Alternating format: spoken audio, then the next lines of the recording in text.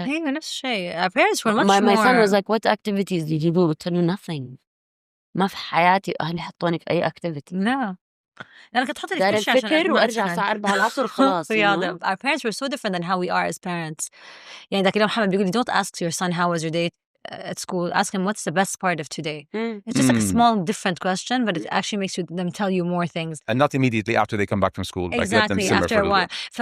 And my mom, I don't think ever, our parents never even like did these things with us. No, nothing. Nothing. Yeah. We, I think we had it harder, but I think it also made us more resilient. Yeah. For sure. Even now, like the other day, I was sitting with some friends and we were looking at breakups. Apparently, there's the avoidant madri meen and the avoidant madri ish, and there's so many terminologies on personalities that are new. we didn't even have them back in the day. حبيبتي عندك اليوم واحدة قالت لي I'm in a situationship. قلت لها يعني إيش؟ إيش إيه؟ situationship. إيه. قلت لها يعني إيش situationship؟ أنا ماني فاهمة يعني. Wait. So it's you're gonna have to define that situationship. Does it play off relationship? Yes, but they're not committed. Oh. And يعني it's the situation that brought them together apparently. Okay. Very interesting. When all these new terms are out there, I think it just makes it more difficult. Yes. You know, you don't know what you don't know. Yes, no, and you don't need any more labels. Khalas, please. Labels, you're right. That's what it is. Like depression and anxieties are buzzwords today, but when we were growing up, we didn't know what the hell that was. My 8-year-old knows what anxiety is. I didn't know what anxiety was until I was 25. Yeah. He knows, I didn't know That's what trauma was right? until like I don't know what, you know, and like Trauma, they use these words like adi, you know. And I think I was traumatized. Like, what? Do you even know what traumatized mean? And the cave people would have had it even better than how. of course. Yeah, just. No, they had to like go out and like they didn't spend time also thinking about how they felt. They had to like figure out how to eat and drink and like. Yeah, but you know, so I also have a belief that when you have a lot of time on your hands, you actually start making problems in your head. Yeah. So sometimes you need to really show you could be practical in life, let it go. And you know, sometimes when you go back and start digging these old boxes, it's actually worse. Sometimes I know people who say you address them, but at the same time, afterwards, you might address them, but actually could be a negative. You know what I mean? Maybe. Yeah, no, and I also think like خلاص قدر الله ما شاء فعل الحمد لله بتاكلي بتشربي وفي نعمة, you know, like if you count your blessings, like you'd be يعني so much أنا my better, co-host you know? keeps talking all the time about her parents' divorce. فحتى أبوها قال لها فشلتينا خلاص 24/7 you talk about the divorce as if it ruined your life. Look at you where you are and everything. And it's true لأنه at the end of the day you cannot just blame everything in your life على طلاق أهلك. خلاص كلنا أهلنا مطلقين وأهلنا يعني خلاص يعني ما أثرت في حياتك. You know, لا, the victimhood is like and I hate this victim. Yeah, and a lot of those popping up, you know, they're more prominent than ever. By the way, it works conversely as well.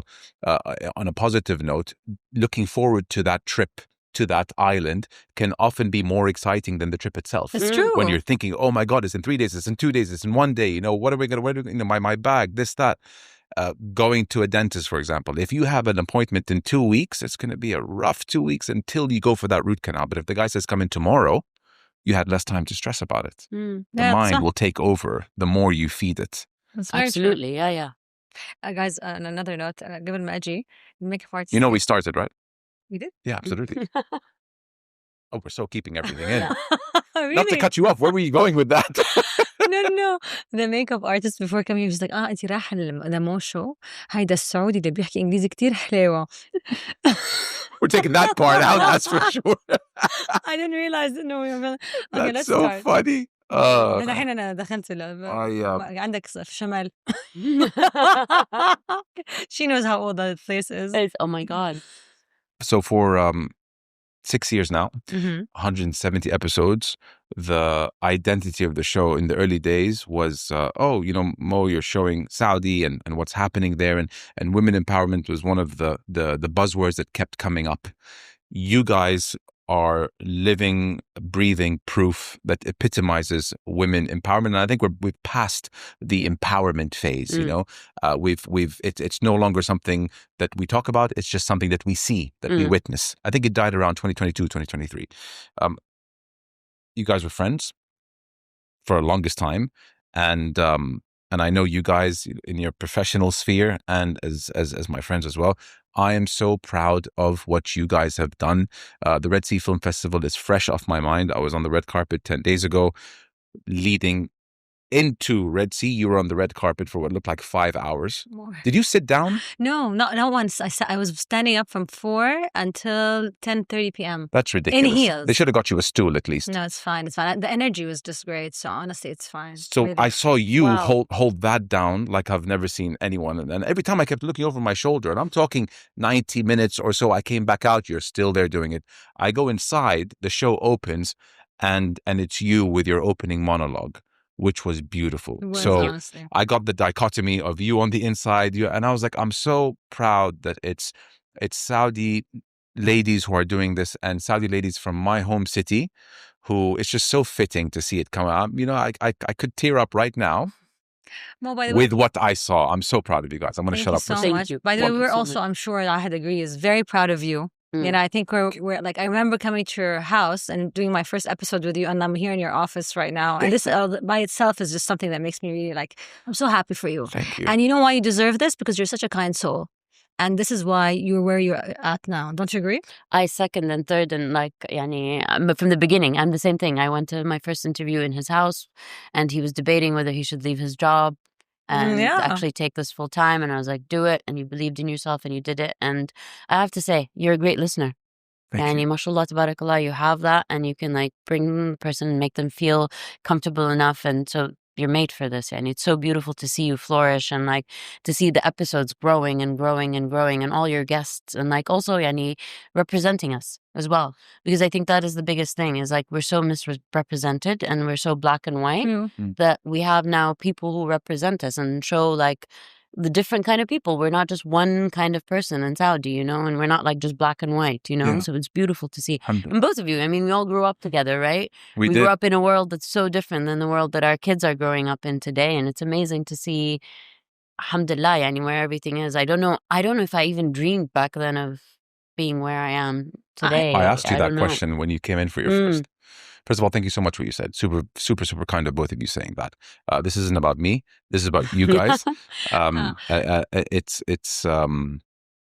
It's an honor to be able to represent on some level, honestly. And what you said about, did you even dream? I remember asking you this question when you came to my home studio 100 episodes ago, 2.5 years ago. And I remember vividly your answer was, this is way more than I bargained, prayed for, dreamt of, imagined. You were an actress well before a film commission was put together. Yeah. 100%. I mean, like, I didn't even think, the whole thing happened by accident, to be honest. Yeah. And I remember the first time they said, Ahad's going to be in a movie. Ahad's going to be an actress. And like back in the day, like any Saudi girl being in a movie was already taboo. Yeah. And what I loved about Ahad is that she didn't care, and she actually still did the movie. And I love that about you. You actually, like, you're such a go-getter. I actually don't think any of us would have dreamed of being in fields that we're in. Like, do you ever think you're going to have a show? No, of course. The normal jobs were banker, lawyer, educator, or like, the basic Engineer. fields, engineer. Yeah. And I think I pursued the classic way of being in banking for so long as well. And I would have never thought I would be on TV. To me, You it was were like in banking, weren't you? Yeah, 10 years. How funny. And it's so fitting what you do right now. And like, hatta between us friends, we're like, Neda is doing what she needs to be doing. You It's think so so? beautiful. Absolutely. I'm still shocked every day that I'm an interviewer. I'm shocked that I'm on TV sometimes. I actually don't believe that I actually chose this field. Like when I got that call, I was like, are you serious? I'm going to be on TV. Kalam Nawam, NBC. Why? I don't think this is fitting. My Arabic is weak.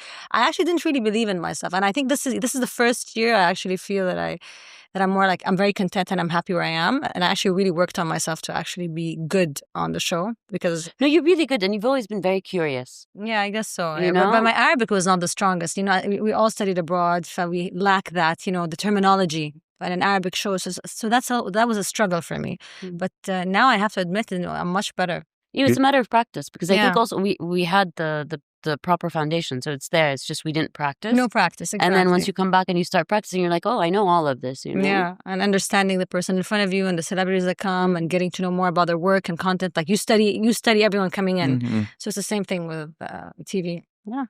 You know what's good about being on TV or being on screen is that if you feel uncomfortable at the time, and over the years I have come to terms with, Mo, you might think you're not performing well, you might think that you're having an off day, but what goes on in here, and this doesn't show up on camera. No, of course. So you look very comfortable in your own skin on You TV. think so? Yeah. If I'm not mistaken, I think you're in the middle. You look No, like I'm it's on the side. Are you? Najat's in the middle. I'm on the side. Well, it looks like you're in the middle by way of how comfortable you are in your own skin. You'd be so surprised. You know my ears, because you know they have a microphone. earpiece, Even in the Red Sea Film radio Festival, into they you, have it's like a whole orchestra inside. So the fact that you can actually keep a straight face while you're hearing like a lot That of must be conversation, distracting. it is very distracting, especially if you have ADD like me. So it's such an effort. Like even on the red carpet, like you're talking to the celebrity, you're listening to the question she's giving you.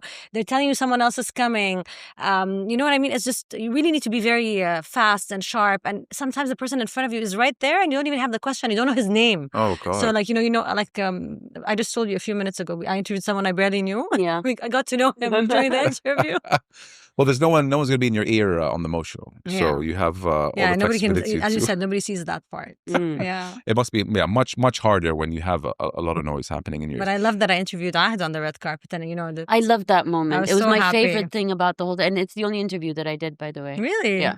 Oh, that's amazing. Yeah. I was so really happy. I came and I was like, "Hi, I'm here." You know. And NBC, which is the right channel, the best one. Yeah, exactly. But I wanted to be with you, Yani. How amazing it is, like both of us there on the red carpet in Jeddah. You know. I don't like telling her. Were you in charge of the questions? Honestly, with Ahd, I actually asked her more because I wasn't really aware of everything she was doing, and I told her, "Tell me what you're doing," and this is how we started the questions. To be honest, you know, I wasn't prepared for Ahd. It must get you every time you show up. I know it was the fifth one now, milestone 5 years, but it must get you every time you getting dressed and you're going to a film festival in your home city. You've been all over the world, but Jeddah's hits different. Does it get old when you went 10 days ago? No. It never does get old. Never. I mean, because every year they even get better and better and better. And there's a marked progress, and there's an evolution of the festival from when it started, because I was in the jury the first year. So I started off as jury, and then I missed a couple of years because of like children and stuff like that. And then I came back this year, and my film premiered there last year, but I was giving birth while my film was premiering. It was one of those moments. How do you do it? So like I definitely could not be there for it, but and it was so nice to come this year and to do the opening and then be honored by the festival. And for me it was so special because standing there in a room full of people that I know, and a lot of the people in that room I grew up with, and I never thought that I would be honored in my own country. And especially like in Jeddah specifically, like it's a place in your heart that is like, it was really, really, really moving to be able to stand there and to be honored and to be recognized and to get all the love and to see all the love and to be able to receive it at the same time. I think I'm at a stage in my life where I can receive it.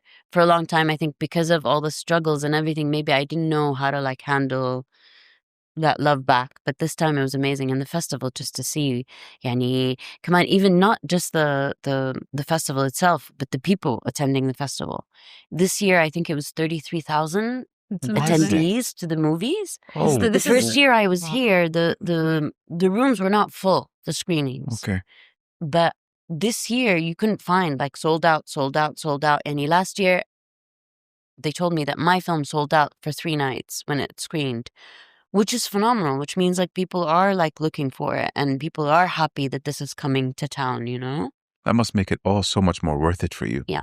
Because you're there grinding in darkness, and when you put it out there to see that there is interest, قبولية, acceptance from the other end, must make all those late nights away from family worth it. Oh my God, I can't tell you, like I don't care about any, I don't care, but no, like when you make the film. No, say it, I don't care about. Yeah, but like when you make it and then like the audience, your hometown audience, receives the film so well. Like a lot of people walked out crying. I got so much love afterwards. Family members who I never thought would appreciate what I do walked out and called me, and they were very happy about what they saw, and they said that this is beautiful and we loved the movie and what it said and everything. It was just so beautiful. Like I think for a long time I was looking for validation from abroad, just because we grew up like thinking like. But now the validation coming from my hometown, from my home country, from the Arab world is much more.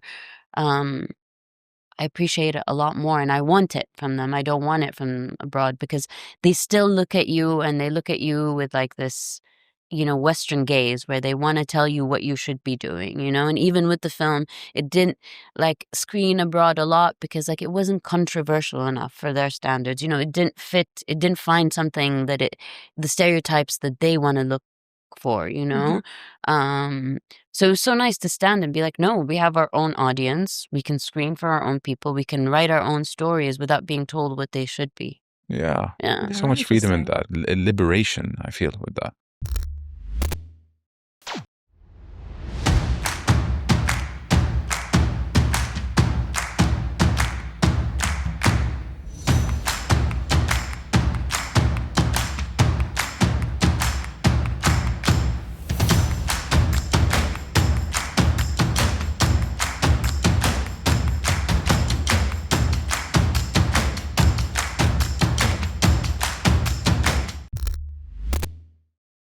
God, earlier you said that you weren't able to receive the compliments.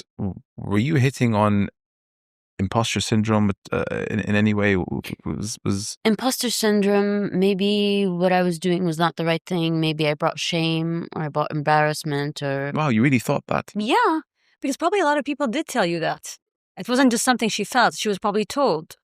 I'm sure, right? Yeah. I back in the day when I started acting, I'm sure, to people that were like me, I think I'm a true liberal at heart. That was so exciting. But then again, I think not everybody thinks the same way. That's probably the 1%. Coming from her background, I'm sure being in any movie or just this field itself was not something that they would want you to write the story but not be the actress in the movie, right or wrong? Yeah, maybe not even write the story. Why are you doing this? Why do you think you need to do this? Find something that is more conventional, more this, more that. This is always how it was, and back in the day, I think things are really changing. And I don't think that they meant it in a bad way. No, I don't think so at all. No. I think came from a place of love. It came from a place of love and a place of fear. They're afraid. What are you going to do? Where are you going to land? What is going on? All of these kind of things. Because it's also a journey for me. I think becoming a mother opened up my heart so much to receive the love. It changes everything, Yeah. It opens up a whole, I don't know, a palace inside of you. Pandora's box, I don't think anything changes you more than parenthood. Nothing. Yeah. But on another note, my sister also won 2 awards during the Red Sea Film Festival, Dalia.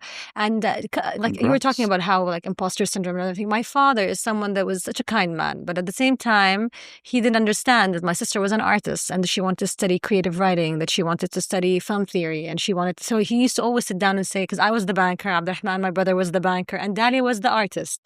I never forget one time he's like, I sent her to do a master's degree in San Francisco. I sent her to Paris to do a creative film. And all this, I spent all this money for what? What is she going to do with all these degrees? And the day she won these 2 awards, and she's like, I didn't see even one short story, one movie. What am I going to do with this girl's degrees? We're just going to hang them on a wall. And when she won she won this week 2 awards for her movie. It was so nice to see. And I wish she was in to see this success, but at the time, it's just so far-fetched that the field she chose would even have an industry. We never even had cinemas growing up to us to actually have a festival now. So it's really exciting. Well, congrats to her. Yeah, congrats to her, Dalia. Yeah. You're going to watch this episode. Dalia, Guys, for those who aren't from here, who obviously hear that, okay, Saudi's changed, women are more involved than ever before. What has changed in your day-to-day life? I'm not talking policy. I'm talking about tangible stuff that you feel you couldn't do 10 years ago and today you can. What jumps off the page? Almost everything. I mean, my industry didn't exist to begin with, so there was nothing to do back in the day. And the Film Commission came post Ministry of Culture? Yeah. The Film Commission, I think, was 2017, or something like that. Hasn't even been 10 years. Yeah. I think cinemas didn't open until 2017. Yeah. So before that, it was just pretty much pulling teeth on all fronts, Even when you go out and try to say you want to make a Saudi film, they're like, where are you going to screen it? Right?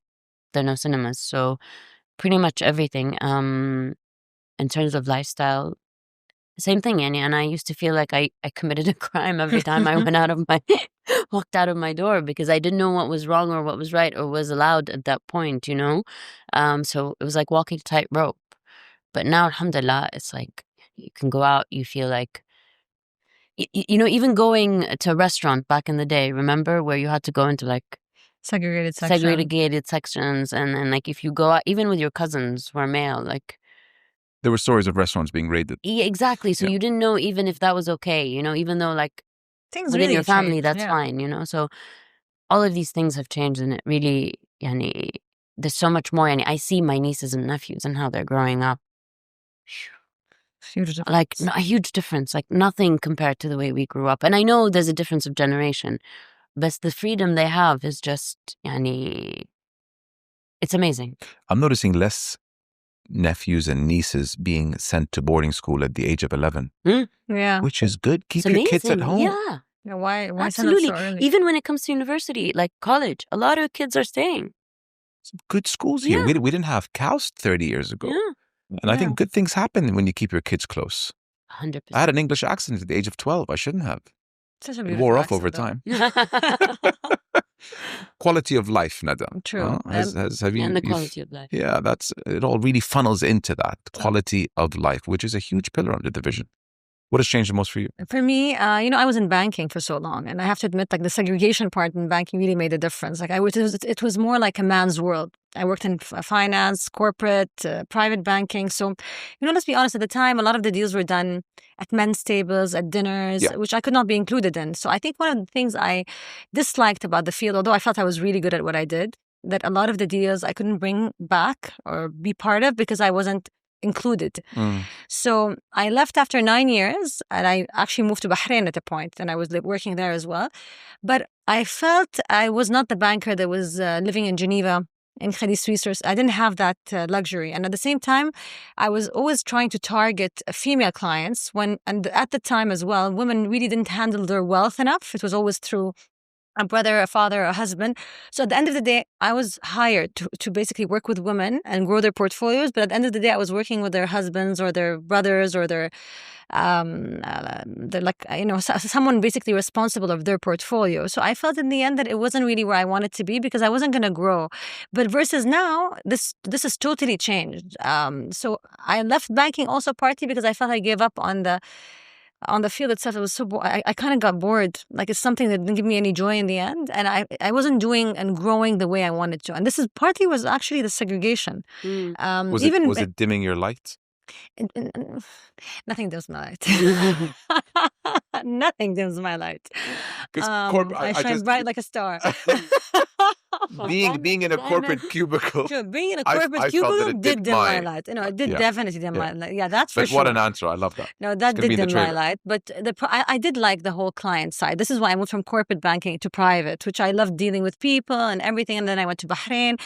There was a nice joy to it at that point in my life. I was young. I was traveling every week. Sometimes we travel private. I'm not going to complain. It's a very it's a luxurious life. Yes. You know what I mean? But banking was not, my heart was not in banking. You know what I mean? I've always been something that likes, I'm a trader at heart. Give me this, let's buy them for like cost and sell them. I'm more entrepreneurial. Yeah. Banking was not my heart was not in it. And when my heart is not in something, I don't give back. Good. This is the thing. And you felt that not Neda now, but Neda 10 years ago Neda as well? 10 years ago. Actually, I remember the day I left banking. I actually went to work at 7 or 8 in the morning and I left at 10 p.m. And then I got in my car. I was in Bahrain and I was so tired. And then I started crying in my car and I was like, why are you doing this to yourself? You don't have any kids to feed. It's just you. Why are you doing this to yourself? You're not enjoying the job. Why are you still here? So when I resigned, my boss told me, which bank are you going to? I'm sure you got a better offer. And I told him, I'm resigning from this whole world. And actually, what the weird part was, I'm someone that plans ahead, and I never leave a job before I have another thing that's steady. Like I'm very controlled like that. And this is the first time I actually left my job without any other plan. I just had my boutique, which was not even like a sustainable income at the time. But when I left, I just needed to take some time off to actually clear my head and know where I want to go. And I think that was the right thing at the time. Yeah, I think you reach a stage also when you work so much, you ask yourself, why am I doing this? Am I enjoying this? Am I not?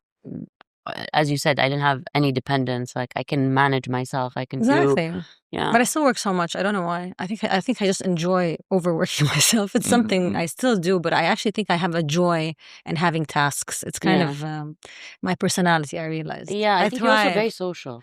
And not as much as people think. People see that side of me. I'm friendly with people and everything, but actually I'm very social, and when you see my field, I have to be social because it's my job. Yeah. But as soon as I leave the job, I'm very unsocial. I'm always home because I want to relax. You know what I mean? My job is very intense. With age, I guess. With age, introverts become ambiverts, somewhere in the middle.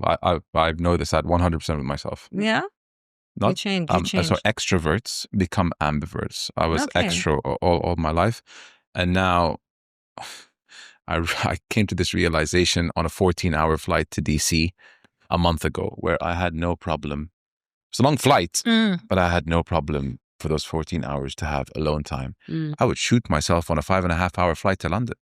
Back in the day, 7 years ago. Yeah, like, oh my God, 5 hours. What am I going to do? Do I have enough distractions to distract me the 5.5 hours? We took off from Riyadh, said 14.5 hours. I actually asked someone, is there an error in the system? Because Jeddah, New York is 11. Why is it 14 too? Like, no, it's a bit of headwind. I was like, you know what? I don't mind this. You know, it happens. You know, I'm the same because I fly a lot as well. So for me, this time on the plane, especially when there's no Wi-Fi, it's just perfect to just relax and unwind. I used to have that lifestyle. Be a bit spiritual. Opportunity to meditate. Yeah. Yeah, I love being at home. Yeah. Do you guys meditate or? No, I don't meditate, but I read Quran now on my flights. I really do. I started something. This is very recent, actually. Yeah. It wasn't something I did before, and I now read Al-Baqarah every day. They told me it changes your life. It does. From hal la hal, and I've been doing it now for 3 months every day, with a couple of others. And honestly, and I started praying again. So I'm very proud of me because this hasn't been something I commit to. Maybe I'm not supposed to say this publicly, but we all go through struggles of being on time. It's nice to admit as well that not everybody is capable of doing the 5 times a day with the hectic traveling and schedule. So the fact that I've been doing it again has really made me so content, and I know there's some sort of peace that you get. You too, huh? Yeah, and I feel like it's for me it's not even it's not an obligation. I love doing it. Yeah, me too. I come to it with who gives you the chance to meet with them 5 times a day? Yeah. And this is new for me, by the way. But to me, it's and it's so nice to be able to stop and just do it and be there, ma'Allah, you know, and have this communion, and because Allah doesn't need you, exactly. He doesn't need that. It's for you, and I found that it affected everything in my life. And for me, it's very meditative, and especially with kids, it's so amazing. Because it gives me that moment to be like, Mama, I'm going to pray, and I can just gather myself and come back, and it just, subhanAllah, it's a form of meditation. It is meditation. Absolutely. Yeah. I was just going to say, do you know why meditation in the Western? Quran, yeah. And I love it. I wake up early in the morning to do that, and it's I feel something's missing when I don't do it. On the days where I'm trying to do this more and more, I'm going to call myself out on this. On the days that I pray subh hadir, on time at 5 a.m., nobody will ruin my day. I'm in a proverbial bubble. Nobody can ruin my day. Everything that I wanted for that day to happen will happen. And there's a reason why meditation is such a buzzword in the West. They don't have the prayer equivalent. You pray 5 times a day, your meditation box is checked. Exactly. They don't have prayers 5 times a day. They have church on Sunday. Which is once a week. I saw something on Instagram. They were saying that you have to get into this position a couple times a day because it helps blood go to the head. And you do this, and then you go down for 10 seconds. It was sujood. Exactly. And some, health and wellness expert was saying you have to get into this position.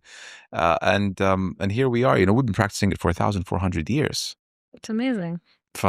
It's just such simple things that bring so much peace. Yeah. And now fasting as well. That's another buzzword in the West, intermittent fasting or fasting in general. Again, it's something that we've been doing for many, many years. Many years. Yeah. Okay, so we spoke about how women now have opportunities and, at a rate that we've never seen before. But with that comes expectations, and expectations to deliver, expectations to represent. You have expectations. And you have expectations more than ever. How have you handled such expectations under, I'm sure, pressure schedules. I know. Everyone's looking at the next one. Okay, to be honest, I'm not somebody that I live day by day. I don't really look around so much, and I don't really care what people think of what I'm doing or what they expect of me. I have high expectations for myself by delivering what I have to do. I'm someone that is extremely driven, and I have a task list, you know what I mean, that I have every day that's set. I'm not somebody that really goes like, how can I answer this? A lot of things fell into my lap by coincidence. So I don't really have a plan. Like I got into TV without having a plan. I opened my home service spa because I just really liked a lady that came to Kuwait to my house, and I told her, let's do a business together. I opened a clothing business because I just really liked the store in Boston that I wanted to copy. So basically things come into my life by coincidence. And honestly, with hard work, that's how I actually maintain doing all these things together. Even social media. Like social media for me was something that is so far off from my personality in the beginning. Why would I take a picture? Why on earth would I work with a brand? Why would I even take pictures with fashion clothes and be a model? And then I realized the money is nice. It's nice I'm someone that likes to make good money. I'm not going to lie. But you do the social well, by the way. I learned how to do it well, but I didn't understand. I got into it in the beginning because I wanted to increase my sales and my business. So I'm just saying it also came by a coincidence. And then I said, in every field I'm in and everything I do, I say, if I'm going to do it right, I'm going to continue. If I'm not going to do it right, I'd rather stop. And in social media, I said, I'm going to give it a year. And if I don't do it right and I don't make this amount of money, then I'm going to stop it because it's a waste of time. But then I started doing it correctly. And I started also understanding what segment I need, what segment I'm attracting, and that I'm not going to be a one size fits all. Because at the end of the day, you cannot sell to every segment or every community. You're going to attract like-minded people. Like the Mo Show, for example. Who's watching you are people that are similar to you. And who's going to be interested in seeing Ahd tomorrow is people that are interested in Ahd and her field. So what I did with social media and everything, I just try to do what I enjoy. And now when I go see a lot of my followers, I see that they're quite like-minded. Smart women, they're all educated, they're all working. ففي قرابة, which is so nice to see. So, I mean, when it comes to expectations, I don't know if I'm answering the question, but I just like and I keep things flowing, and I always say never, and I'm always open to new things. And my expectation is of myself, of how hard I'm going to work and what I'm going to put out there. Yeah. There's a lot of peace and solace that comes with that, though. Of course. There's so much joy in waking up in the morning. I am someone that cannot wake up and not have a task, or these things bring me joy. Like I always said, Hamid, sometimes my husband, I'm like, what am I going to... sometimes I really want to be a housewife and I want to stay home and do nothing. He's like, Nada, you're going to kill yourself.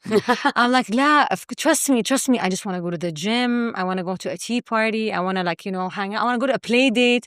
And tea party. I'd like to go there. Yeah, and then I once went to Zainab's for the 10 days I had to stay in Jeddah, and I went to Zainab's for a play date. It was my first play date, and my son was 3. It's my first mother's play date, and I didn't enjoy it. I didn't like it, and it wasn't me. It's not for everyone. Then I realized, what I was hoping I could, what I wanted to do, it's not really me. It was just an idea I was trying to put in my head. But I realized after these 10 days that I stayed in Jeddah and I tried to do all these things that are... It's not my personality, but it's fine if it's your personality to enjoy that. It's just not mine. So I like to be doing things. Yeah, and for me, expectations from who? Yourself, family, society. I'm a mother before anything else, so that's what takes most of my time, and what I'm doing and everything I try to do is towards raising my kids. So time away from home for me is why am I spending that time away from home? It has to be worth it. So mafi, for me, this word of expectation, because anyone can expect anything, you can plan. Allah بعدين يجي يحطك ويقول لك, here you go. Yeah. This is what's coming. Put all of that, I didn't expect any of this out of my life, Yeah. So at this stage I'm very content, and alhamdulillah, I feel like rizqi hijini wherever it is. Of course, you have to take by the means and you have to do certain things, but alhamdulillah, for what I've been doing what I'm doing for a while. So the people who know me, and they can find me, and so, but in terms of expecting what I expect out of myself on a daily basis, it's like I said, رضا ربي, and then with that everything else comes. It's like من جد أنا أستخير كل يوم. I wake up and I'm like أنت اختار لي ربي, you know, because there's nothing better than for you to تختار لي. So, and it's a really nice way to live. Really beautiful way letting to it live. all fall into place. Yeah, letting it all. Not to say like you don't do the things you need to do. You don't have to يعني completely like be like, okay, I'm gonna sit at home and watch things happen. No, you got to do the things you got to do. But at the same time, there's a lot of room for like, okay, what is gonna happen? Something happens here, there. You know, like this year, I got an email. We're honoring you.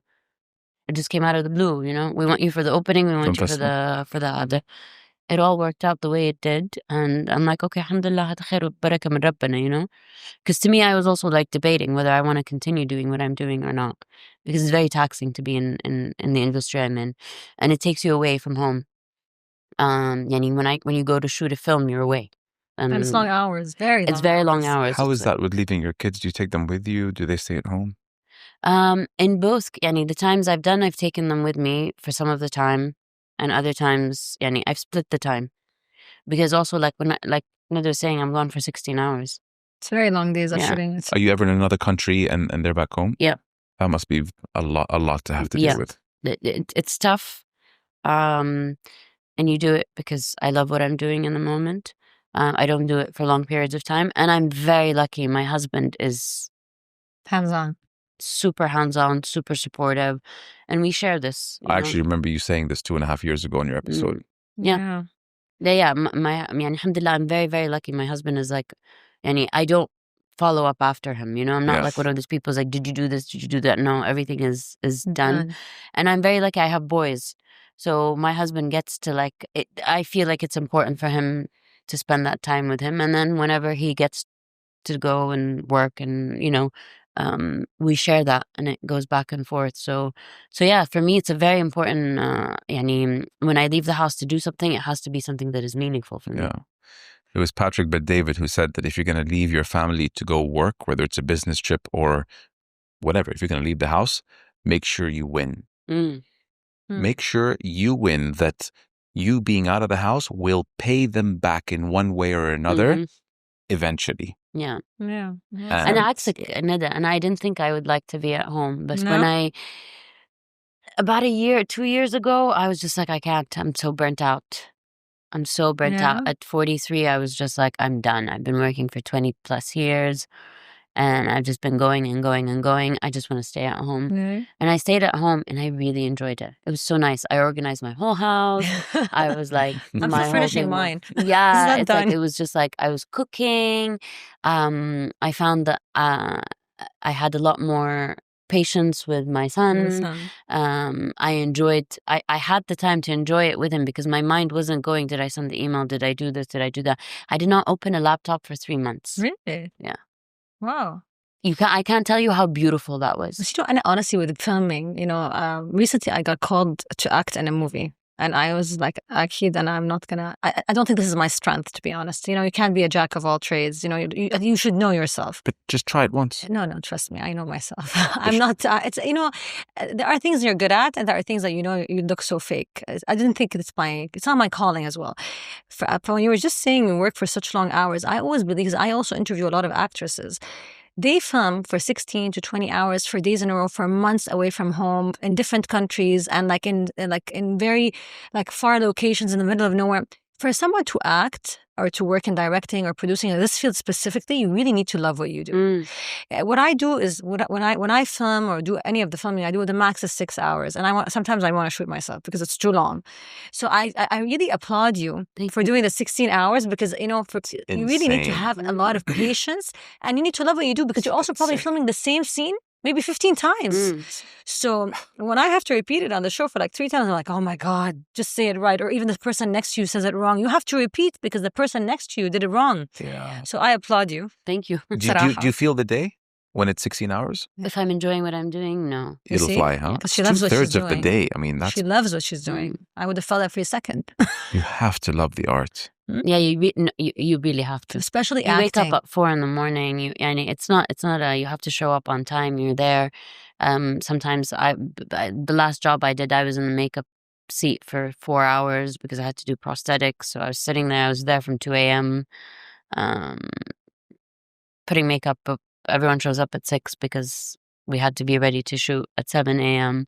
But if it's something that I truly believe in, and it's a story that I love, and it's something that I want to do, I would do it. And that's you'll keep doing it and until that sensation leaves you, that love. Shuf, it's not the sensation. It's like what comes to you, right? Like if you read something that really moves you, if you want to work with someone who really you admire and respect. I just did Hisham Fagi's film. I love this guy, and he's just brilliant writer, brilliant director, and it was his first film. But to see him doing it was just amazing, and the energy and my co-star was Bara Alam, who I love as an actor, so we had it was just a moment where magic happens, right? Where all the ingredients are there and it's coming together, and we believed in it. It was hard. We shot for 16 hours. It was hot. It was like flies, and like I can't tell you, like the environment you're in. I had prosthetics for like 2 or 3 weeks of the shoot on. But I walked away with such, like, I loved what I did, and the people I worked with, because that to me is what makes it all worth it, is the people you meet.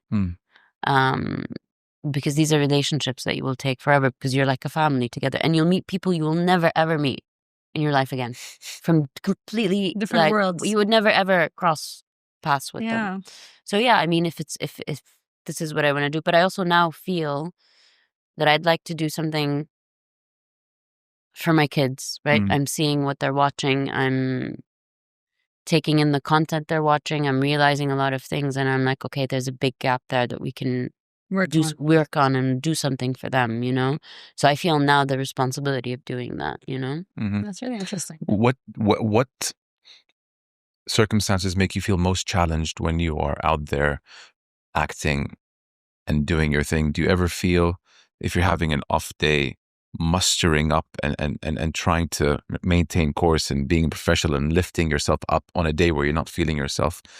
Do you ever get those sensations where you're in your head and you're like, oh, I have to keep going, and we're only 2 hours in? Yeah, like every human. If you didn't sleep well, I get hangry. I'm one of those. I need to eat when I'm hungry. I gotta eat. And if you lose yourself, which is natural, I always go and apologize if I feel like I insulted someone, or I screamed, or I did something like that. It happens? It happens from time to time? It hasn't happened in a really long time, but it does happen. I'm a human being. Absolutely. Of course. Yeah. Absolutely. It does happen, yeah. And sometimes you just like snap on something. Yeah. Feel but like, your strength is that you actually apologize, and it takes a lot for people to apologize. Some people just don't. I feel like I need to. Like it's like you said, it's a strength, and I can sleep at night. Yeah. Because I did it, because I don't know what I said in that moment, how it'll affect the person in front of me, right? And if it's someone who's on the crew who maybe not like, I don't know, they might carry it with them. It might affect them. So I feel like responsible, For sure. Yeah. It's like hanging over your head. I did this commercial with a car company 6 months ago. Just a commercial, all right? It was 60 seconds. It took us maybe 7 or 8 hours. Woke up at 5 a.m. in Riyadh. It was like edge of the city, and we were shooting. This is a microcosm of your life. And 4 hours in, I was unable to hit on that specific Arabic word. When you said that everyone's there waiting for you, they said their line, you said, and then I keep getting to the point where I get to that word and I slip. And then my assistant came to me and he's like, oh, if you want to have a break right now, maybe it's a good time we take a break. I'm like, I don't need a break. We're going to do it right now. And I'm like, am I that guy? Did I just do that? I felt so bad and so small that I went up to him later. I'm like, listen, I'm sahaf wedgie. Maybe this scripts and it's just not me. It happens to everyone. It happens to everyone. Yeah. We're all, we're human. That's the but like I said, like if you know it and you feel like you did it, and sometimes it's warranted, right? But what's nice? Other times where you're like, you feel like you stepped on someone's ada. I'm not someone who says like absolutely not. Sometimes you need to set boundaries, and you need to say something, and you need to, it's part of like. But when you feel like it's just out of, like you said, like in that moment, you snap on someone, Yeah. You both said something about letting things fall into place, and I wrote my first article reflecting on my recent trip to the States. And the second paragraph was this: if turning 40 had taught me anything, 42 for the curious, it's that I'm learning the art of letting go and letting things unfold in their own time and way. Do your best, live with the result, and trust those who will recognize your value will find their way to you. Very well said. You know, that whole let go and let God, do your best. They can reach you, and let things fall into place. There's so much solace and peace that comes with not chasing. 100%. I'm ahead of you a little bit. I'm 45. I'm 42. So I hit that You don't point. look it. Yeah, no. And they always say that to me. Oh, you do whatever age you say. Oh, you don't look it. She actually doesn't You look. really don't look 40. it. I'm 42. Mashallah, We're the same tabarakallah. age. Yeah. 83, 42, 1983. 83. Yeah, Yeah. all right. Mashallah. So I'm What's your deep in moisturizer? I have a list. I'm doing biohacking. I'm doing longevity, everything. I take 14 pills a day. بعدين أحكيك بعد الحلقة. Okay. Sorry. Yeah, but I'm at that. I'm deep in that stage. Like deep into, like, it started, like you said, at 40, and then the kids came, and then, like, you know, a bunch of things, and now I'm just at that stage where I'm just like, live, يعني alhamdulillah, like counting my blessings on a daily basis, you know, like alhamdulillah, I have food, I have shelter, I have beautiful, healthy kids, you know, like, it's just like, why am I anxious? Gratitude. Yeah, why am I anxious? Allah أعطاني كتير, but then at the same time, alhamdulillah, I have great friends. I have an amazing family. I have, like, and we've all known each other for so much. You realize that you have so many blessings, you know? And it's like, okay, count my blessings and then enjoy it, you know? You get to enjoy the simple things, you know? Yeah. You know? Even like a hot shower, you know? Sometimes I'm like, alhamdulillah, I can take a hot shower. You know, it takes a long time to reach that level of content. You know, I think as we're growing up, I think in your 20s and your 30s, you're always looking and searching and you want more. I remember once I was with Maharrag and we were in the middle of Montenegro and we were doing You can't just say Maharrag, you have to say Mohammed Maharrag. No, you have to say Mohammed Maharrag episode 1. Mohammed Maharrag episode 1. Yes. So we were in Montenegro and we were actually rafting. And I was planning our next trip while we were rafting in the middle of this beautiful area and just looking at the Maharrag was like, Nada, instead of planning the next trip, could you just enjoy this one? And then I realized that almost all my life in my 20s and 30s, I would not enjoy the moment. I'm always planning the next one or the next trip, never content. And then as I got into my 40s, like now I'm 42, of course, I don't look a day over 21. Yeah, no, at all. I'm just joking. But honestly, I started becoming more content. And you know, in my prayers now, I always say, Ya Rab, thank you. Because we always learn to ask. Even people, when you start praying again, you're always because you went through a problem and you're always praying because you have a problem, عندك مشكلة. But I learned something different this year. You have to always say, shukran, thank you. And things come back to you. And I also read this book called The Let Them Theory, Mel Robbins. Yeah. So it was quite interesting as well, that, you know, how you should let things go and stop like over analyzing and over planning. I was someone that was always I was a banker. Everything is over analysis, over planning. So I think it's in generally the world that we live in how we were right raised, now. how we were raised. No, but the whole world that we live in right now, it's like there's a lot of emphasis on achievement, and it's like, are you looking for success or substance is the question. Yeah, I remember once واحدة قالت لي, أفتكر when I had my boutique and I left banking, she's like, يعني أنت مبسوطة في حتة محل. I had a boutique only. قالت لي أنت مبسوطة بحتة محل. فأنا عمري ما أنسى دي الجملة. فأنا قلت لها, هي اللي يجي يكون عندك محل واحد قاعد يعمل فلوس قاعد 10, بس هي success is نسبة وتناسب. لأنه في النهاية maybe this store or this business or this only movie that you do is actually what's going to bring you happiness and joy and income. You don't need to do 10 things to be happy. It could be just that one thing. You don't really need to be a billionaire or a millionaire to be happy. You can actually just be content with the small things that you do in life that actually give you comfort and joy. Yeah. So it's just نسبة وتناسب. نسبة وتناسب. And I was with my husband the other day. Like on Sundays we do our like grocery shopping, right? We go to the big store, and we take the kids and stuff. And I was like, we're driving back and I'm like, did you think that on a Sunday this would be the highlight and we're all like really happy in the car, you know, like just this is our outing, right? We went shopping for the day. This is what we're doing, you know? And it felt so nice to be like, alhamdulillah, you know? It was the moment. It's a very simple task, but we enjoyed the whole process of it, it's you just know? a small thing, but it's fun. But it's so much fun. And we were not looking for the next thing, the next brunch, the next thing, the one.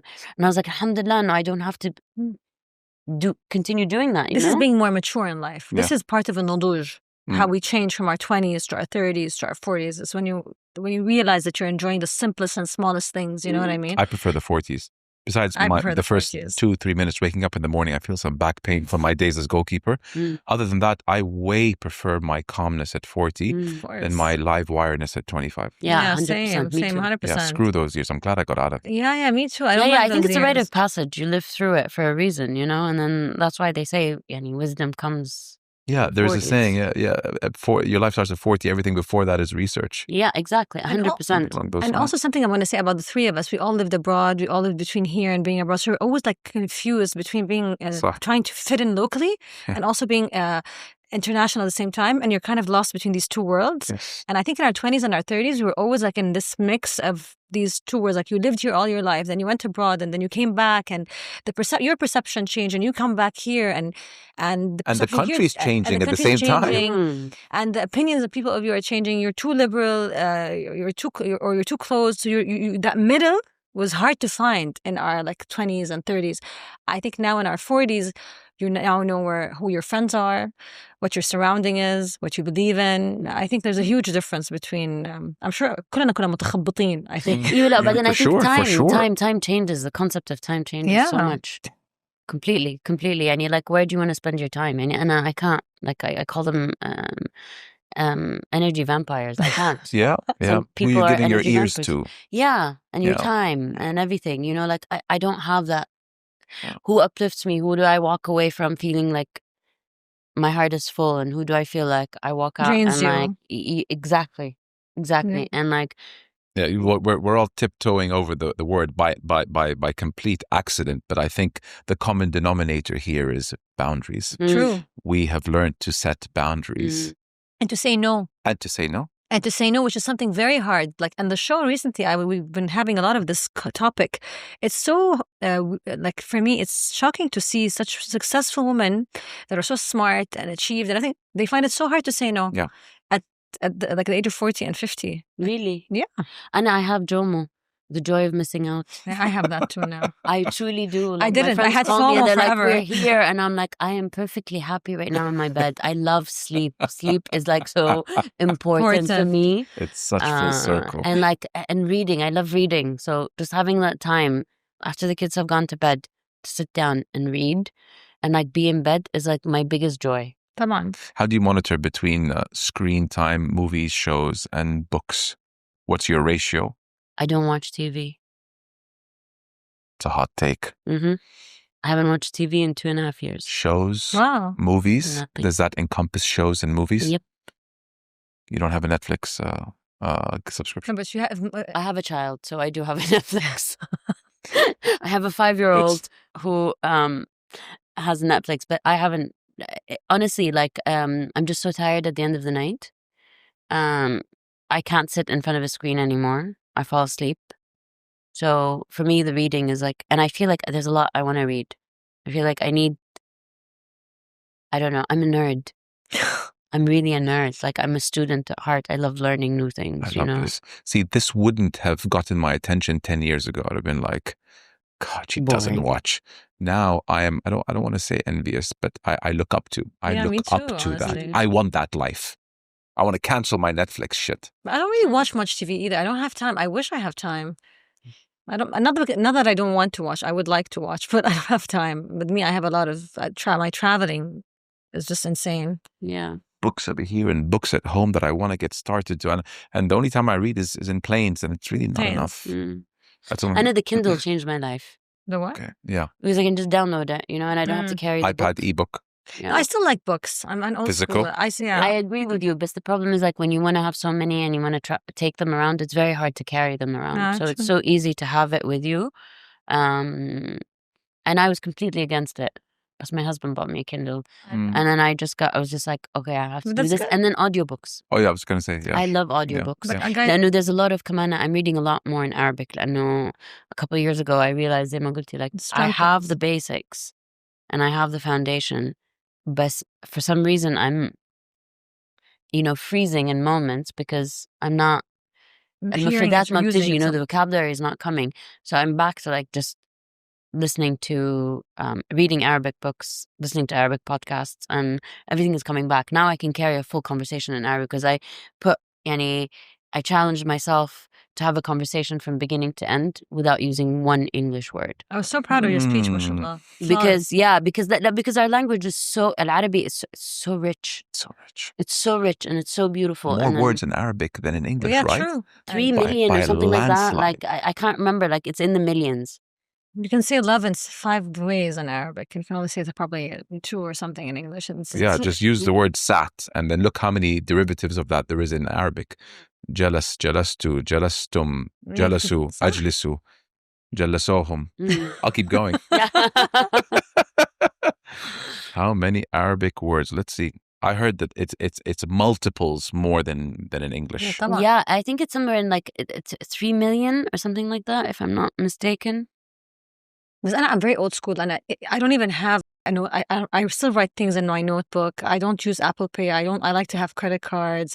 I'm very old school. I like to write things on my calendar. خلاص بطلوها I cannot function without a paper and a pen till today. Even if I have it in my email, I just like I'm very old school. I like a paper and a pen, and I have my book. I have my calendar in my bag, and I still open it and I check the date.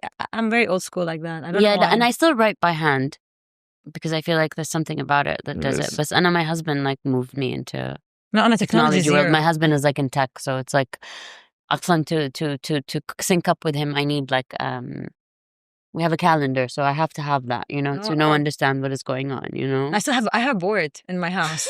I'm very old school. You know how there's a board in school? I have a board in my house that I put the schedule in. I like that. Like that, yeah. A blackboard? I have that one. Whiteboard? Actually, I have the exact one in my house. And I have the kids' schedule on it. And I would so the nannies also can see it as well. Yeah. You know when I realized, first of all, the whole Arabic, English number of words, 13 million Arabic words. 13 million. Just over 1 million English. I'm very interested. That's insane. That's not celebrated enough. And we need to celebrate our language more. Sadly, our kids are speaking more English than Arabic. And as much as we're trying... That's also the other thing. I'm not helping that cause. Yeah. I'm not helping that cause. Listen, my content is for the non-speaking Arabic people of the world. But what's nice about your content is everybody can watch it. This is why even on my social media right now, I always do a lot of videos in English as well, because I've noticed as well that I also have a very big foreign following that I'm not reaching. So I started splitting. Some videos are in Arabic and some are in English, because honestly, you need to cater to both. The world is becoming very big, and on socials, especially on Instagram, you're not just followed by Arabic speakers. So it's better to attract a majority by speaking in English as well. So we have to be fair as well. If you want to be international, you need to speak more in English. So analytically, I'm sure for you, your Arabic does better than your English. Actually, you'd be surprised. On my socials now, equal. Because I'm beginning to get a very good foreign following, which is very interesting because I've been really changing my filming style. And honestly, I've been getting a lot of foreign following, which is amazing, from the US, from Brazil. I'm still very you are soft power. Media. The article I wrote, I dropped it in English and didn't do that well on LinkedIn. My first article ever. And I did it in Arabic. How did that do? I worked with my translators of the show to do it in Arabic. 9x the traction. Yeah, 9x the traction. It's in your field, I like in the writing. Yeah, Arabic does better. But videos, small videos like reels. But I think that was a litmus test for LinkedIn, where I think 80% of the people that follow me are of Arabic. Exactly, yeah. LinkedIn. Yeah. Instagram is different. Yeah, socials are still very. Not your thing? No, I just opened an Instagram account, I think. Grow it. 2 years ago, when basically everything in Gaza started happening, to follow what was going on. And I refused to grow it. But when the film got released, everyone was like, you have to. But I'm like, no. I refuse to. When we shot, I remember you didn't have, and I was looking to tag him. It was the first time I'd released an episode and I'd put her name as a hashtag because I couldn't at her. She was Ahd Kamel at a point. Your name was Ahd Yeah, Kamel I back in the deleted it day. like in 2018. So when I was trying to tag you in the beginning, I was looking for Ahd Kamel. I don't know why I always associated you with Ahd Kamel. Yeah. And then I found Ahd Kamel and Yeah. I tagged you there. But it's very interesting that I remembered because I really like the name Ahd Kamel. أفتكر من زمان. It's still like the company يعني when I work on anything. It's Yeah, it's like Ahd Kamel. Yeah. But yeah, no, I can't. I'm just like I know I'm like I'm older. I'm not doing this. You're not It's older. not gonna happen. No, but I just don't have. I told Mo last time, like I'm just very moody. See, the thing is, you know, when you're an artist, like, and I consider you an artist, like, you know, you can't do everything. You need to hire someone for such things because it's a lot of work. The socials are a full-time job, so you focus on the artist and you can get someone to help you run the page. The film, just the everything that I clips and do, stuff. the whoever is the distributors, blah blah blah, all these things. And I just put the stuff because they started tagging me in it, so I have to like collaborate. Repost. Even when I went back on Instagram, I was like, "What is this? I don't even recognize how to do anything." I was like, I gave the phone to my husband. I was like, "How do you do anything? You know, how do you put what? You know, like with updates and reels, and then you could do this and do that." And I was just like, it was just like a click back in the day. Yeah. But you've been doing well on your socials, Mo. I've been doing very well on your socials. Thank you. Proud of you. Shivi, I think the only reason why we got traction is because we went English in an Arabic country. So I refer to it as wearing a red hat in a sea of blue. If I started an Arabic podcast, I don't think I'd be doing it full time today. You're like, this is what makes you different. And I think that's really like key to anything, right? Find a way to separate yourself from the crowd. It was Tim Ferriss who said, double down on your strengths, forget about working on your weaknesses. And my strength was English. Exactly. And now we have a lot of foreign traction here to Saudi, and everybody wants to come to Saudi, but they want to hear it from a Saudi that speaks their language. So this is exactly what you're doing. Yeah. The Arabic translation from episode 1, from Hamharag episode 1, the Arabic translation is something I was very bullish on from the beginning. I remember it was very expensive in the beginning. Now we're able to scale it and AI and all of that. But you'd be surprised how many schools have reached out to us saying thank you that, you know, for your content, we actually use it during our classes, in our English classes. They show it and the students know what's being said because they have the translation there and they hear the audio. Honestly, 6 or 7 schools since inception have reached out in one way or another saying thank you, we use your content in our classroom. That's amazing. Never in a million years thought that anyone would study anything that we would do. But God works in mysterious ways. So this episode could potentially end up in one of the schools. Yeah. And we'd be helping, you know, the education system. That's nice. Is there anything out there that you guys, you know, I think you like challenging yourself and you push yourself. Is there something out there that you have yet to do that you see yourself wanting to go for? Well, yeah, I'm going to tell you actually something. You're going to be the first to actually know. I'm Very actually good. starting my podcast. Yeah. Honestly, I'm so excited. You know who's going to be on my show next? Muhammad. Because you know, I'm not used to being interviewed anymore. I'm used to interview. Yes. So and it's hard for me not to interview. So now next time we're going to switch seats. I've been on the show for almost 4 years now with Kalam Now. I'm 3.5 actually. And it's an amazing experience. And I'm still staying on NBC, obviously.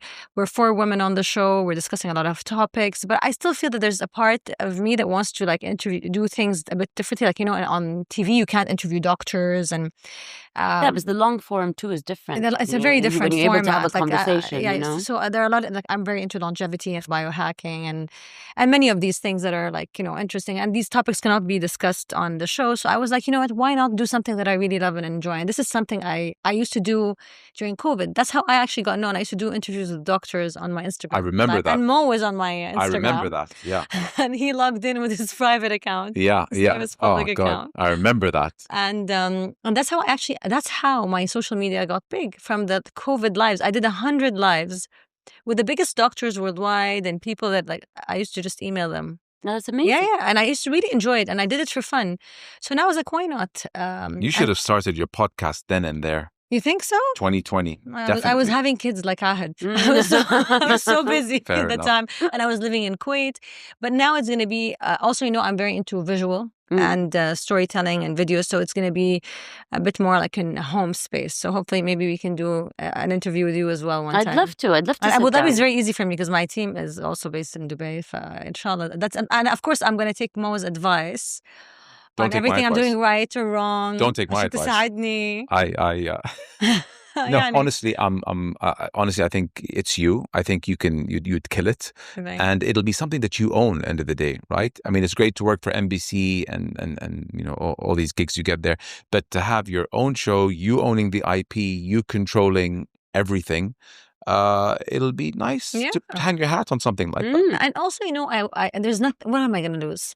At least I say I can try. If it works, if it doesn't work, at least I'll say I tried it. Yeah, I always say this on my Instagram or my social media. دايما جربوا عشان you don't regret not trying something that you really wanted to do in your life. At least you can say I tried, didn't work.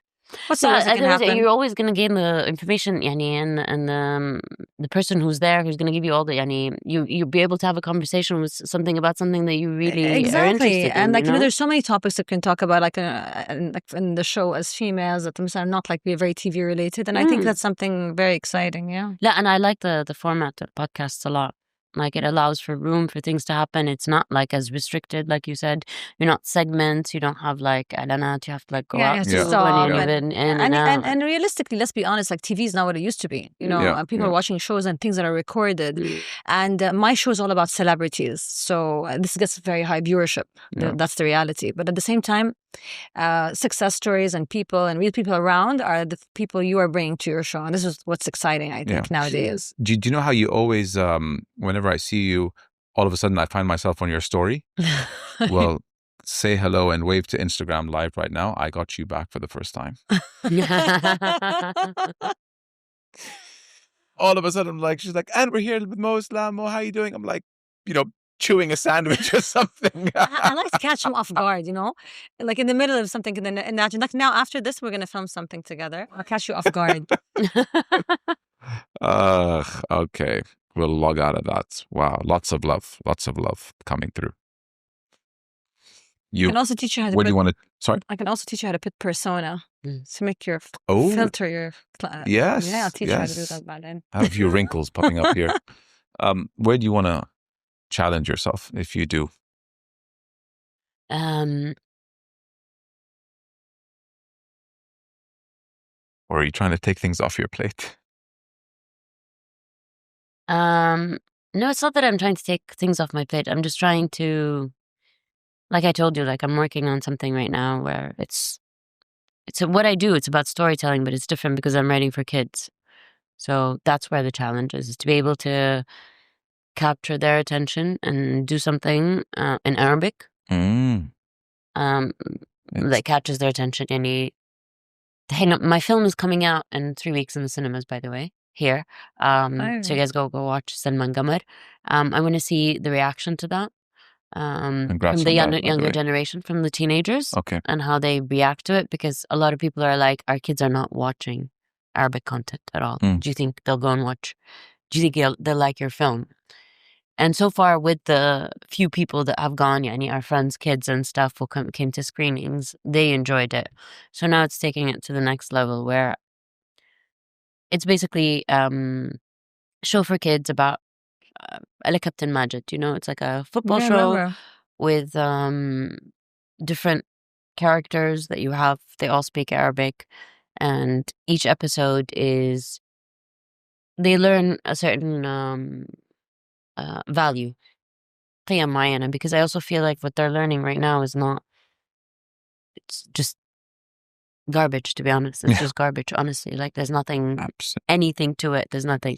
So how do you like teach them about like sabr, patience, and hamd, and these things that are like are part of our culture, are part of our religion? How do you like just plant the seeds? You know, they're gonna find their way, but I feel like with us, our parents were able to plant seeds, right?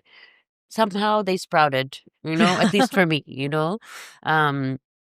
How do I give them these things? You know, how do I teach them about patience without because kids don't learn from me telling them. They learn from being in situationships or watching you or something like that.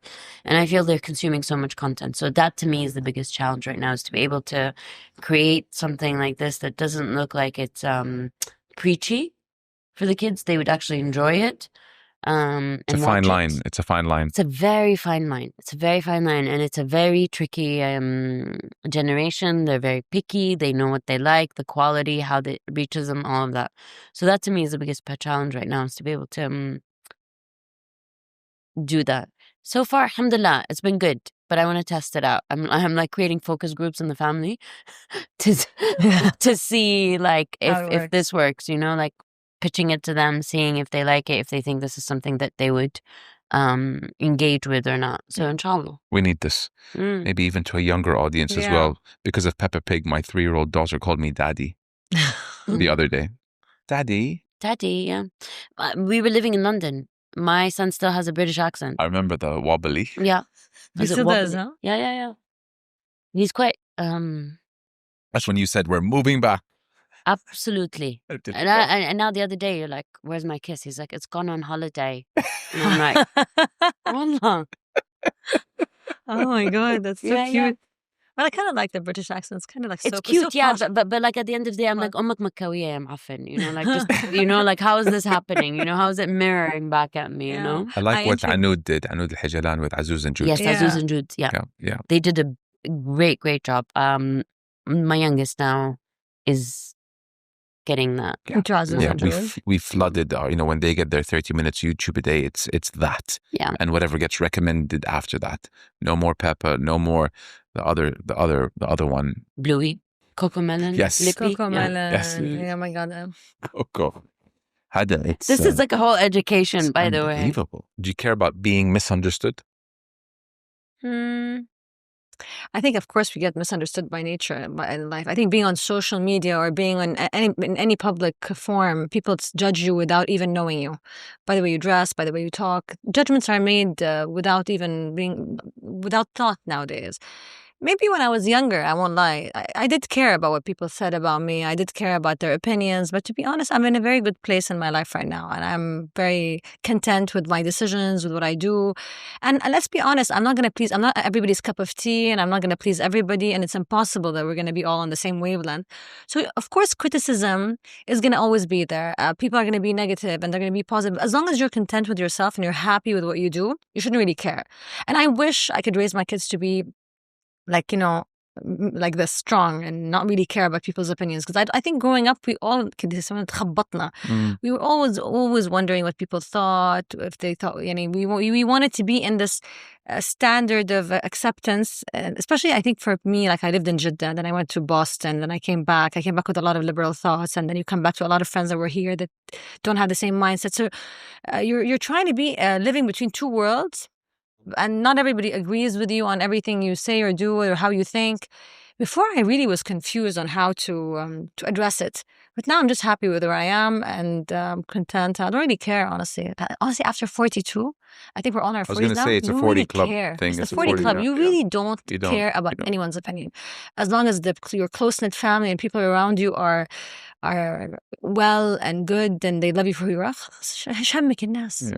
ما عمري في أغنية تقول عمرك ما ترضي الناس عمره ما إرضاء الناس شيء ما عمره يصير دائما يعني. Yeah, there's a saying that إرضاء الناس غاية لا تدرك شيء كذا. إيه صح, غاية لا تدرك. We'll put it up on the screen, whatever the quote was. I love this.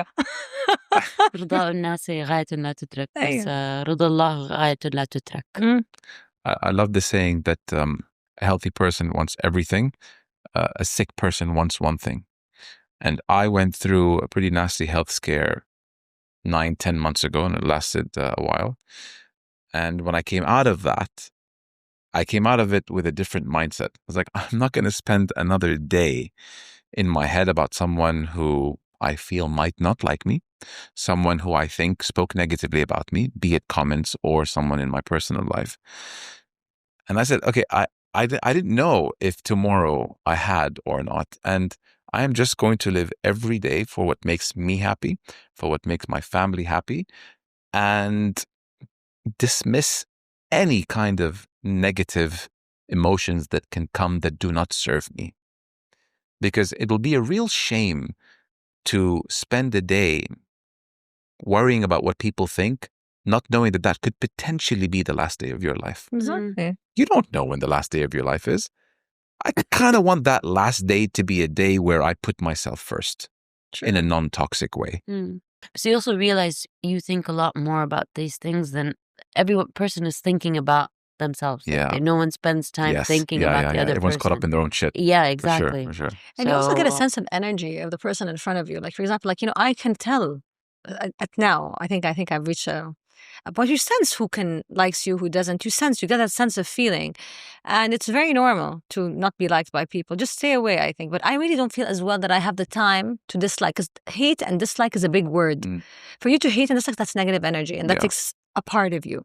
So for me, I really like to stay away from anyone that I feel is a bit negative, because I don't like that energy in my life. But at the same time, I will not, even if someone mistreated me sometimes or something, I would not also hate, because that is energy from my end. عرفتي كيف؟ and to me ما عندي وقت أصلا إني أفكر في غير اللي أنا لازم أسويه.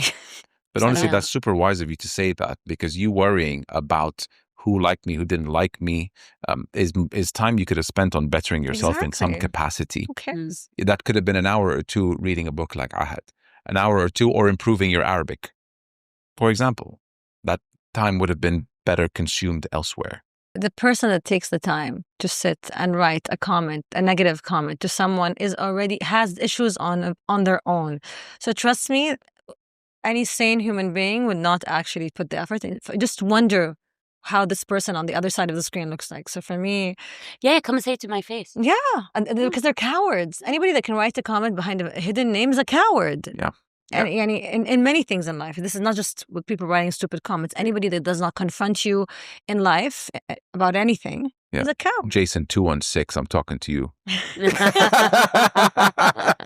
There is no Jason 216. A lot of people always try to show you that they're very strong, and if I have a problem, I'm going to address it. If I have a problem, I'm going to say it. But when it comes to reality, a lot of people don't know how to face. And this is really shocking, because you'd find the strongest, for example, probably CEO, and he can't even fire someone and have a proper conversation. Probably let someone do it for him. I think strength is actually being able to face people and actually have a proper discussion. Only cowards run away. Yeah, and a lot of people are just looking for attention, right? It's like part of just let me throw something here, and they probably said something to you, and then the next one, and the next one, and the next one, and the next one, and subhanAllah, some people just thrive on that, it becomes what they live for. True. That's how they validate their existence. And insecurities. By just firing out, they can't look at themselves. They can't take the time to do it, so they start firing at other people. Because criticism is part of life. You have to be able to take it, right? But it's constructive. How is it done? Why is it done? All of these things. But the online world is just, it's scary. To me, it's just scary. It's like the Colosseum, It's like really just, we're out there kicking each other, and it's with something that you might say to someone in passing might affect them for, like I said, for a longer period of time, and it might have a greater effect on them, and you probably forget that you said something like that, and it's not the way to build something, No. We have to build each other up. We can't. Yeah. Oh, اسكت. Yeah. قل خير واسمت, I love that. God, I want to put that up here somewhere. Say something pleasant or shut up. But you know what? We grew up at a time where we played outside with our bicycles. We were on time. When we left school on Wednesday, someone's house on Thursday at 4 p.m., everyone's there on time. Now, kids, they grow up into the system where it's all online. And I've said this before, and it's probably a reality today, that the most popular kids in a classroom will be those who have the most number of followers. That's scary. What's scarier is I came across a story of a kid who was planning his suicide, and he was speaking to ChatGPT about it. And ChatGPT wasn't discouraging it. Suicide. See, that's the scary thing. AI and all of that world is just so scary. I want to do this. No one's listening to me. He developed a relationship with ChatGPT. And this is something that's becoming more of a thing in today's world. These cyber relationships with an AI, whether it's ChatGPT, Gemini, or whatever. And ChatGPT was giving him ideas as to how to go about it. That's really scary. interesting. And the kid died, killed himself. Wow. Oh my God. Yep. I'll look for the reel. I'll send it But to you I'm guys. going to be very honest with you. That's A lot of my terrifying. friends are using ChatGPT as their therapists. I'm serious. They legally now cannot give legal advice. Not legal It's advice, like illegal. emotional advice. And a lot of people I know are using ChatGPT as their therapists. Really. Wow. Really. I've seen it with people we know. I'm serious. Yeah, no, I bet. Yeah. I don't think it's a positive at all, but We'll wrap at this. Something you wish you knew when you were younger, that when you became older in life, you realized that, oh God, if only I knew that. Ahd. Me? If only you knew me, you knew me. Yalla, you say. What do you wish you knew about being an adult? Like, what would you whisper into your 10-year-old ear for you to carry that information? See, I've gone cinematic. As you were growing up into your teenage years, 20, خلاص, Ahd at 45, which I still can't believe. Inshallah, tabarakallah. What would you have whispered into Ahad's 10-year-old ear about life? Came out pretty well.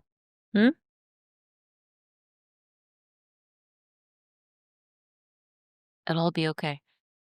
It'll all turn out okay. I don't know. I would have taken it.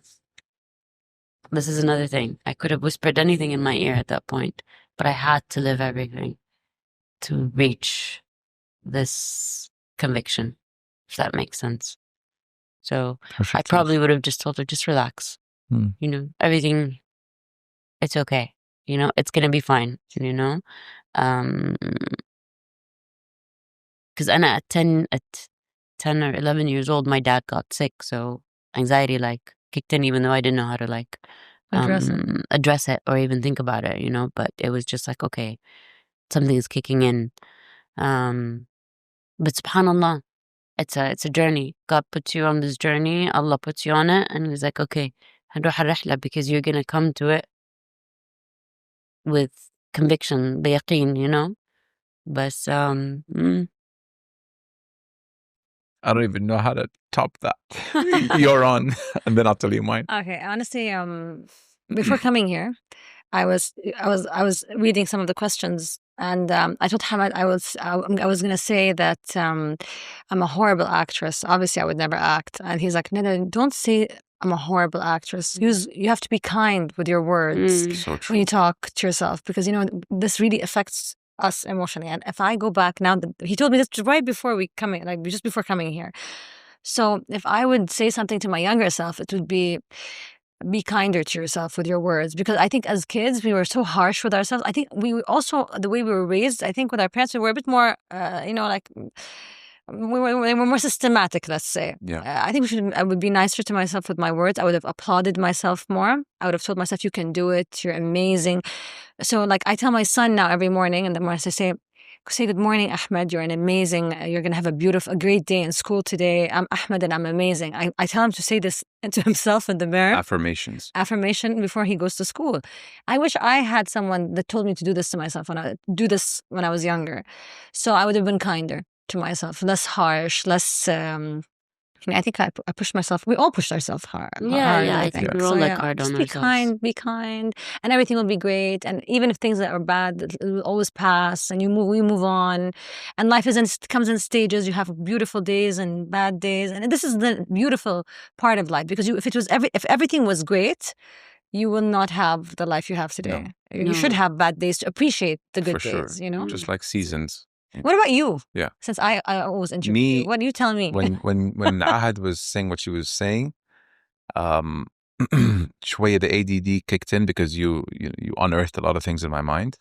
And one of my favorite book titles is probably what I would whisper into my 10-year-old ear, which is The Obstacles is the Way.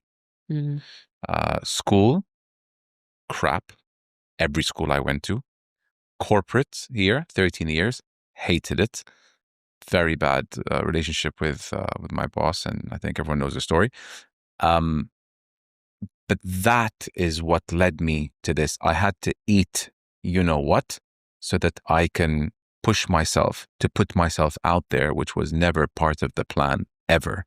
I even said, I will never do this. Hey guys, I did. I had to go through such sour moments to appreciate the sweet, and without the difficult times, the obstacles, there's no way this would have started. So the obstacles in all its realms and spheres is the way. True. And I think that'll help me when I'm going through the obstacles throughout life until the age of 42. No, you're on the right path. You have to go through this. So I think that's what I would probably whisper to my ear. Very interesting. On that note, thank you guys so much for coming. Thank you for having us. Allah, It's so much fun. I didn't feel like it. Truly. Yeah, I didn't feel like I was recording a podcast. I feel like I was just hanging out It's with the you Mo guys, Show, which guys. is so nice. It's the Mo Show. That's why. It's the friendship when you know people. I wish every episode was this easy, but when it's someone who I don't know, I have to be a lot more. It actually, never thought I'd say this, but it actually sometimes feels like work. Yeah, it's true. You have to be present, so much more present in a way that you are not. And also the questions, like I just interviewed a doctor, and it's a lot of technical stuff. And like when she goes off script, like for me, I need to go back to the paper and the question because there's a lot of like doctor questions. So to both of you guys are my ADD, note cards. right? And a bunch of other things. No, and I'm not diagnosed. ADD. And I'm not diagnosed, but I'm 100% sure I'm ADD. Like you, 100%. Not diagnosed? No, not diagnosed. Me neither. And for sure. and I'm not ADD and ADHD for sure. أنا كل الديز. أنا كلهم. I own it. But shockingly أنا مرة functional. يعني أنا مثلا دائما منظمة لأني إذا ما أنظم نفسي it's chaos. Yeah. But I do jobs and tasks with chaos. بس مثلا if somebody is not on time with me, my videographer, I go crazy. I'm intense. And you have to, I'm an acquired taste. حبيبتي, I married an ADD human, so I know. لا, okay. Yeah. مرة ولا يعني? No, I love him because he's brilliant in many ways, but in many ways we're not so different. Like, what's your sign? I'm Wait, Scorpio. let me just wrap up the show and then we can continue. Thank you everyone for tuning in. No, we don't do that. No, honestly guys, I love you so much. Keep doing what you're doing. Keep killing it. You guys make me so proud to be Saudi because you guys epitomize everything that women in Saudi today are. You're an inspiration to the men as well. Okay? So keep doing what you're doing. Much love. Thank you for your time. Thank you. Thank you. Now you can continue to watch. أيها الإخوة المشاهدون السلام عليكم ورحمة الله وبركاته.